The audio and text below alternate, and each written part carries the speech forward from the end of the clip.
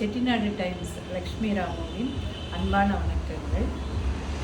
நம்ம எல்லோரும் டெய்லி காலையில் எந்திரிச்ச உடனே என்ன பண்ணுறோம்? எல்லாருமே சில பேர் கையை கும்பிடுவாங்க, கையை பார்ப்பாங்க. அண்ட் தென் எவ்ரிபடி நம்ம எல்லாருமே ஃபஸ்ட்டு பண்ணுறது வந்து ப்ரஷ் பண்ண ஆரம்பிப்போம், பல்லு விளக்குறது. அதானே அடுத்தது நம்ம எல்லோரும் கட்டாயம் பண்ணுவோம்.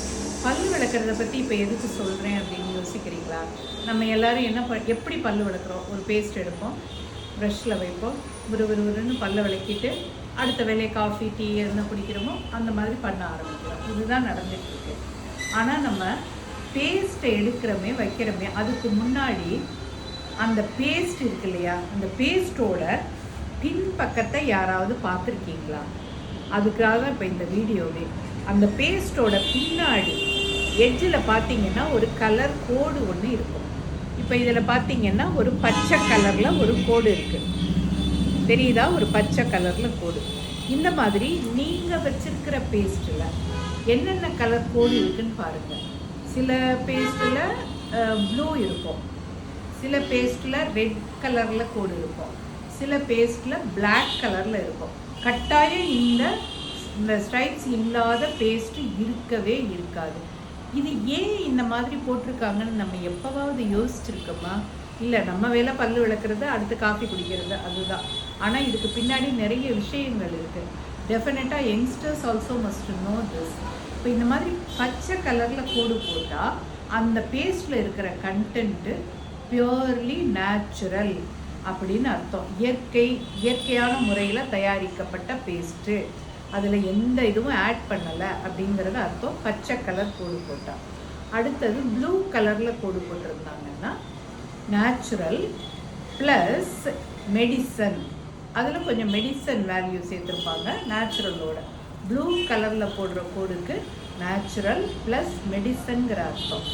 ரெட் கலரில் இருக்கு இல்லையா கோடு, அந்த கோடுக்கு என்ன அர்த்தம்? நேச்சுரல் ப்ளஸ் கெமிக்கல், அதில் கொஞ்சம் கெமிக்கல் ஆட் பண்ணியிருக்காங்க. சில பேர் பல்லு வலி அது இதும்பாங்க இல்லையா, அதில் ஏதோ கெமிக்கல் ஆட் பண்ணியிருப்பாங்க. ஸோ ரெட் கலரில் இருக்கிற பேஸ்ட் வந்து நேச்சுரல் ப்ளஸ் கெமிக்கல். இன்னொன்று இருக்குது பிளாக், பியோர்லி கெமிக்கல். அது வந்து ஃபுல் அண்ட் ஃபுல்லாக கெமிக்கலால் ஆன பேஸ்ட்டு. எது? பிளாக் கலரில் போட்டுக்க. ஸோ நமக்கு என்ன தேவை? நமக்கு டாக்டர்ஸ் எதுவும் சொல்லியிருக்காங்களா, இல்லை நேச்சுரல் மட்டும் நமக்கு போதுமா?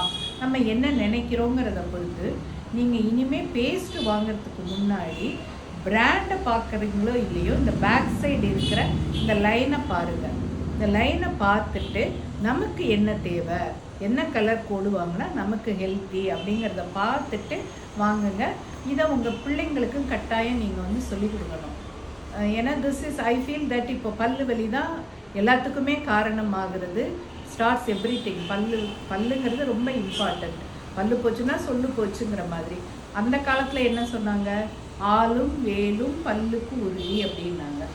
அதாவது ஆலமரமோ இல்லை வேப்பங்குச்சியவோ, அந்த குச்சியால் பல்லு துளக்குனா எந்த சைடு எஃபெக்டும் கிடையாது, நேச்சுரலாக இருக்கும். காலப்போக்கில் மாற்றங்கள் வந்தது. பல் பொடியை வச்சு கையால் துளக்கணும். கை வந்து இட் இஸ் நாட் ஹைஜீனிக் அப்படின்னு சொல்லிட்டு பேஸ்ட்டு ப்ரஷ்ஷுக்கு இப்போ எல்லாருமே மாறிட்டோம். மாற்றங்கள் ஒன்றும் புதுசு இல்லை, பட் நம்ம எப்படி மாறுறோம் அப்படிங்கிறத பொறுத்து நீங்கள் வந்து தயவுசெய்து இதையும் பார்த்து இது பண்ணிக்கங்க. அண்ட் தேங்க்யூ ஃபார் வாட்சிங் திஸ் வீடியோ. உங்களுடைய கமெண்ட்ஸை போடுங்க, இன்னும் நிறைய பேருக்கு இதை பற்றி சொல்லுங்கள். சப்ஸ்கிரைப் பண்ணாதவங்க சப்ஸ்கிரைப் பண்ணுங்கள். Thank you very much.